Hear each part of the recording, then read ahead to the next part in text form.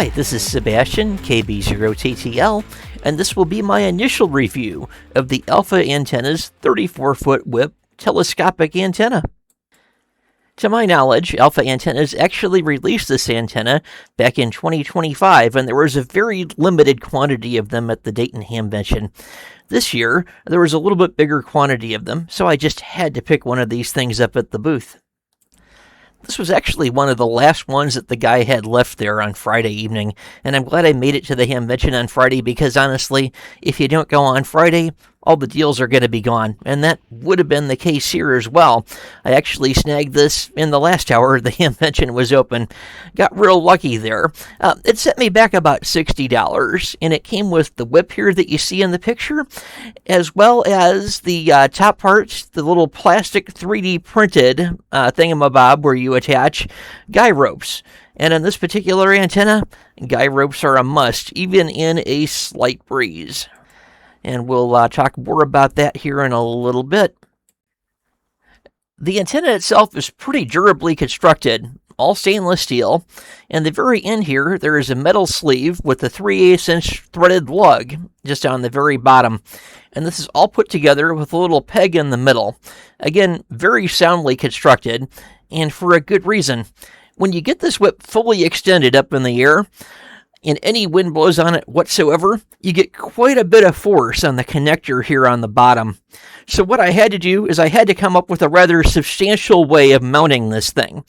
So I took a portable flagpole holster from flagpoles2go.com.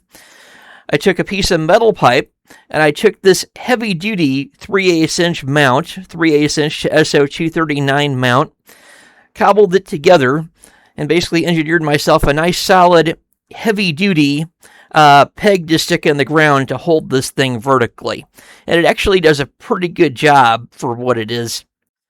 But even with a mount like this, you've only solved half the battle, securing it in the ground initially. The next part is even harder as you try to extend this mast. You actually begin extending this from the top first with the little thingamabob and the guy wires already on the mount. As you extend the antenna up vertically, the antenna slowly becomes more and more wobbly.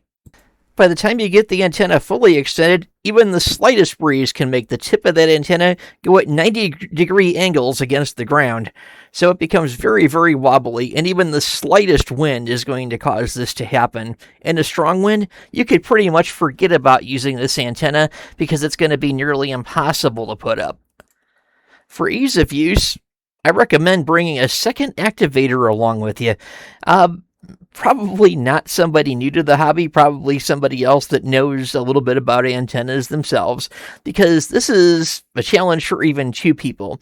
You can do it by yourself, but honestly, it took me a half an hour to do this, as the guy cables kept on getting tangled as I was putting the antenna up.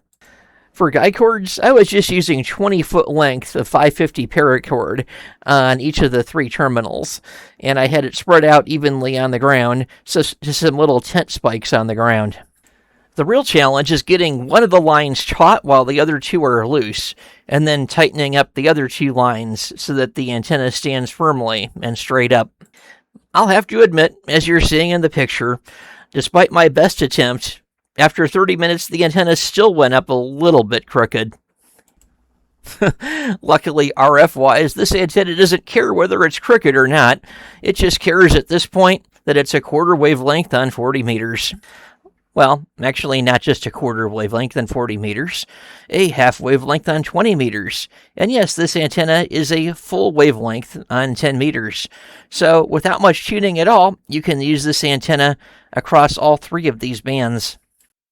Now, I probably didn't take as many pictures as I could have when I was making this video, but the viswar that I was getting was typically in the high ones to the lower twos, depending on the band. As you're seeing here on the 40-meter band, I was initially getting a viswar of about a 1.98, which isn't too bad.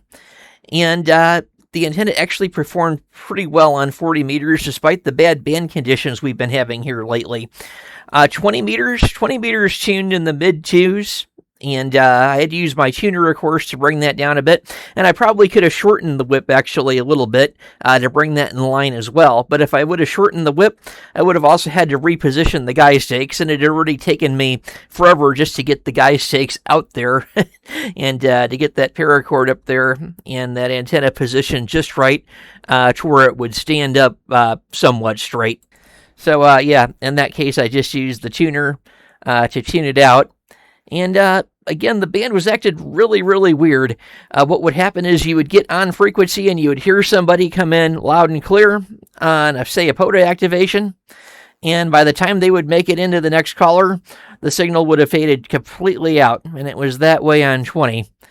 So, of course, I went down to 40. And that was not a problem on 40. 40 was nice and stable here while I was doing this activation. And yeah, you figured it. I actually did catch part of this activation on video. So we'll go over to our POTA activation video here so you can see this thing in action. CQ, CQ, CQ POTA, Kilo Bravo 0, Tango, Tango Lima.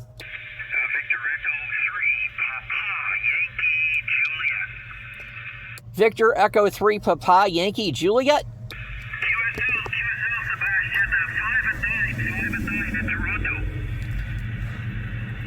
Victor Echo 3, Papa, Yankee, Juliet. Yeah, I copy the 5 and 9. You're also a 5 and 9, Ohio, at Park US 1960.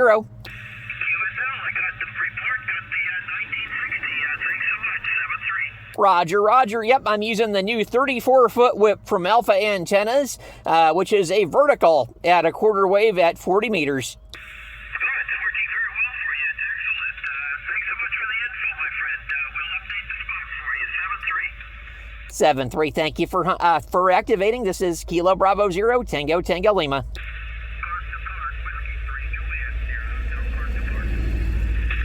Got a Whiskey 3 Juliet Sierra. Got you about a 5x5, 5x5 Ohio.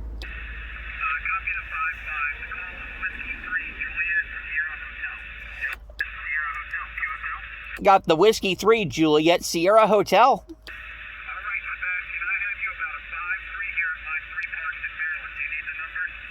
Yeah, I'll go ahead and write those down. What were the three?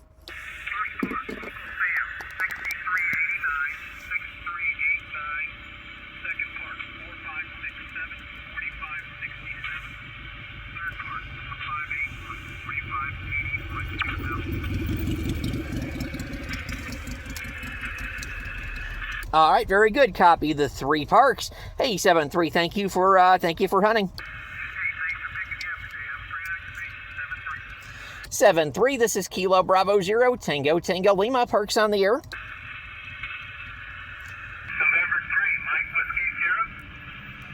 November 3 station. November 3. November 3, Mike Whiskey Sierra. Very good. You are about a 5x7, 5x7 Ohio.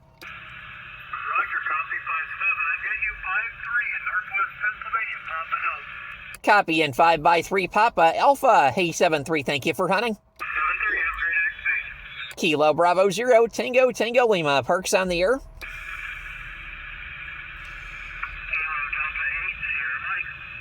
Got a Kilo Delta 8 Sierra Mike. Very good. I have you about a 5x7, 5x7 Ohio. And copy the 5-7 Ohio as well. Hey, 7-3, thank you for hunting. All right, so unfortunately today wasn't the best day to be trying out this new antenna because the bands were kind of a mess. 20 meters was practically unusable, but we did make some good contacts on 40 meters today. And luckily, 40 meters was the exact band that I wanted to try with this antenna because it is a good quarter wavelength for 40 meters in a vertical configuration. I would love to do some tests on some other bands when we have some better band conditions, but right now what we see is what we have for our initial evaluation of this antenna. So on the first evaluation of this antenna, we've noted a few pros and cons. And first of all, we know which bands this antenna will work effectively on. We know it's about a quarter wavelength for 40 meters, about a half wavelength on 20 meters, and a full wavelength on the 10-meter band. And there is some minimal tuning required for an exact match because it is difficult to adjust the length of the antenna once it is fully extended. We also have a solid, durable steel construction and a relatively low cost compared to other antenna solutions on the market like the Wolf River coil system.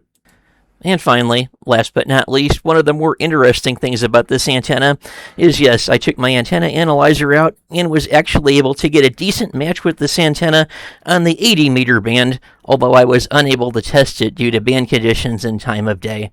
So there we have it, some definite pros going for this antenna right out of the box. Now, there are a few things that make this antenna less than ideal, and we'll go ahead and go over a few of the things that make this antenna just maybe a little more challenging or a little less practical to use than some of the other antenna solutions that I've tried for parks on the air. First of all, this antenna is a challenge, and I do mean it is a real challenge to set up out in the field. I mean, this thing took more than a half an hour to set up. It was wobbling in the breeze. The guy ropes kept getting tangled up when I tried putting it up the first time. And yes, I mean, with a little bit of practice, I'm sure it'll go up a little bit easier the next time. But this was not an easy antenna, at least for me alone, to get standing. And even when I did this first time, it was still a little bit crooked. Not picture perfect here, according to the pictures whatsoever. And I'm also going to note that the wind was practically non-existent today. There was a bit of a gentle breeze. Had it been any more than that, this antenna would have been virtually impossible to put up. So, yes, if the winds are more than 5 or 6 miles an hour, it's probably going to be next to impossible to get this antenna standing in the first place. Because of these things, this is also not the most practical antenna when you compare it to some of the other antennas available on the market. Other good and adequate antennas, like the Wolf River coil, or just the 17-foot whip by itself, are often more than good enough for a decent parks on the air activation. And a lot of these things don't require guy ropes, first of all. And second of all, a lot of these masts will also just screw into a 3/8" adapter that's either weighted down by a tri-magnet mount or even a vice grip mount on the back of a vehicle for easy mounting and installation. Alternative antennas of these types could be put up and taken down in just a couple of minutes and can cover almost all of the bands we mentioned here. The 17-foot whip, for instance, will handle 6 meters all the way up to 20 meters, and this is all by itself without the use of any base or loading coils. And then there's the Wolf River coil. When attached, this allows you to use that same 17-foot whip on both 40 meters and 80 meter bands with incredible results. And although the gain will be a little bit less in general, these are both considerable alternatives to the antenna shown here today. And I've also used both of these other options in high wind conditions without any of the problems that this 34-foot whip would present in high wind conditions. And then, of course, there's your end-fed random wire and end-fed half-wave antennas, which go up in just minutes and also hold well in the winds and work across multiple bands without tuning in a lot of cases. So needless to say, there are quite a few other options that are quite a bit more practical than this 34-foot whip antenna. Then last but not least, there's the challenge of tuning this 34-foot whip for a good match once you get to a band that you like. When the antenna is fully extended, it gives you a VISWAR rating of high 1s to lower 2s, typically from the 10-meter on up through 40-meter bands, and then the mid-2s up in the 80-meter band as well. And to get a good match on some of these bands, you may have to shorten this whip by up to a couple of feet. And when you do that, you're going to have to retension all 3 of the guy ropes, which is going to be somewhat of a challenge. So needless to say, this antenna does have quite a few pros, as well as a few definite cons for field use. Well, that's about all we have today, and I would like to thank you for watching.